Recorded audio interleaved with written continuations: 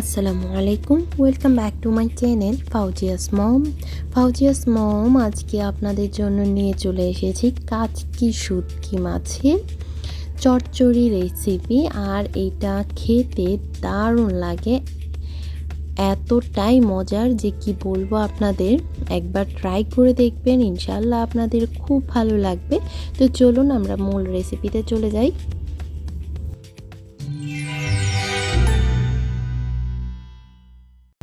তো এখানে যা যা লাগছে আমি বলে দিচ্ছি। নিয়ে নিয়েছি সরষে তেল, নিয়ে নিয়েছি একটি টমেটো কুচি, নিয়ে নিয়েছি কাচকি শুটকি মাছ। এগুলোকে আমি ভেজে নিয়েছি, ভেজে সুন্দর করে ধুয়ে পানি ঝরিয়ে নিয়েছি। নিয়ে নিয়েছি বেগুন কুচি, নিয়ে নিয়েছি আলু কুচি, নিয়ে নিয়েছি পেঁয়াজ কুচি। এবারে আমি একটা কড়াই নিয়েছি, সেই কড়াই নিয়ে নিয়েছি বেগুন কুচিগুলো। দেখুন আমি বেগুনগুলো ঠিক এরকম করে কুচি করে নিয়েছি। আর বেগুনের অর্ধেক দিচ্ছি আলু কুচি। বেগুনটা ঠিক যেইভাবে কুচি করেছি, আলুটা ঠিক সেম একই রকমভাবে কুচি করেছি আমি। দিয়ে দিচ্ছি কাচকি শুটকি মাছগুলো। আর অবশ্যই শুটকি মাছগুলো ভেজে তারপর রান্না করবেন, এতে করে এটা স্মেলটা খুব ভালো ছড়াবে। দিয়ে দিচ্ছি টমেটো কুচি। এখানে আমি একটি টমেটো কুচি ব্যবহার করছি। দিয়ে দিচ্ছি পেঁয়াজ কুচি, আর পেঁয়াজের পরিমাণটা একটু বেশি দিলে বেশি ভালো লাগে। দিয়ে দিচ্ছি কাঁচামরিচের ফালি। আমি কাঁচামরিচগুলো এভাবে টুকরো করে দিচ্ছি, আপনার ফালি করে দিতে পারেন। তবে কাঁচামরিচের ঝালটা প্লাস ফ্লেভারটা এই রেসিপিটাতে দারুণ লাগে খেতে।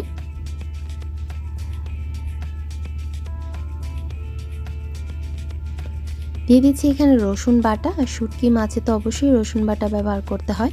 তো রসুন বাটা দিয়ে দিয়েছি আমি এখানে 1.5 চা চামচ। দিয়ে দিচ্ছি হলুদ গুঁড়া,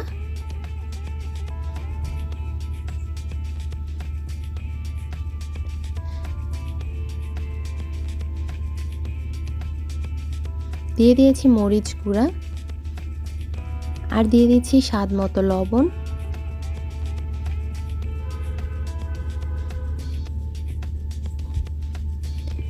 এবারে সবগুলো একসঙ্গে আমি ভালো করে মেখে নেব, যেন মশলাগুলো একটি আরেকটির ভিতর খুব ভালো করে মিশে যায়।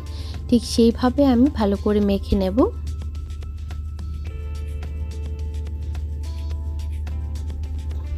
আর এই মাখানোটা কিন্তু খুবই ইম্পর্টেন্ট, খুব ভালো করে এটা মাখিয়ে নিতে হবে।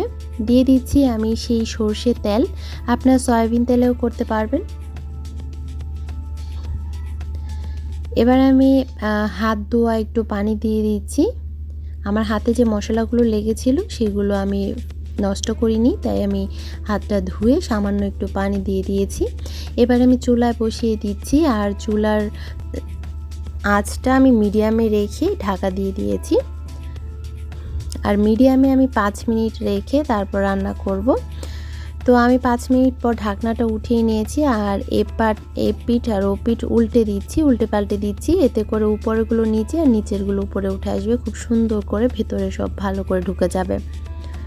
এবারে আমি ঢাকা দিয়ে যখন এই যে পানিটা উঠবে, সেই পানিটা শুকিয়ে যাবে, ঠিক সেই সময় চুলার আঁচটা হাই করে দিতে হবে।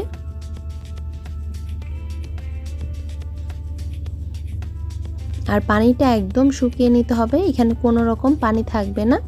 এটা একদম শুকনো শুকনো হবে, চচ্চড়ির মতো।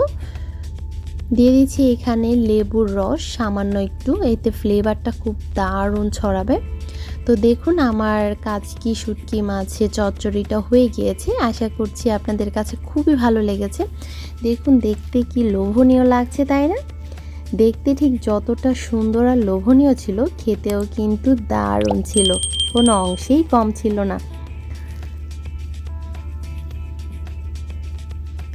তো আমার এই ভিডিওটা যদি আপনাদের কাছে ভালো লেগে থাকে, প্লিজ লাইক কমেন্ট শেয়ার করতে ভুলবেন না। আর সাবস্ক্রাইব করে আমার চ্যানেলটির পাশে থাকার জন্য অনুরোধ রইল। পাশে থাকা বেল আইকনটি ক্লিক করে দিবেন, এতে করে নতুন নতুন রেসিপিগুলো আপলোড হওয়ার সাথে সাথে আপনার নোটিফিকেশন পেয়ে যাবেন। অলরেডি যারা সাবস্ক্রাইব করে আমার চ্যানেলটির পাশে রয়েছেন তাদেরকে অসংখ্য ধন্যবাদ আমাকে সাপোর্ট করার জন্য। তো এতক্ষণ আমার ভিডিওটা দেখার জন্য ধন্যবাদ সবাইকে। ভালো থাকবেন সবাই, দেখা হবে নতুন কোনো রেসিপি নিয়ে, আবারও চলে আসবো আপনাদের সামনে। তো আজ এই পর্যন্তই।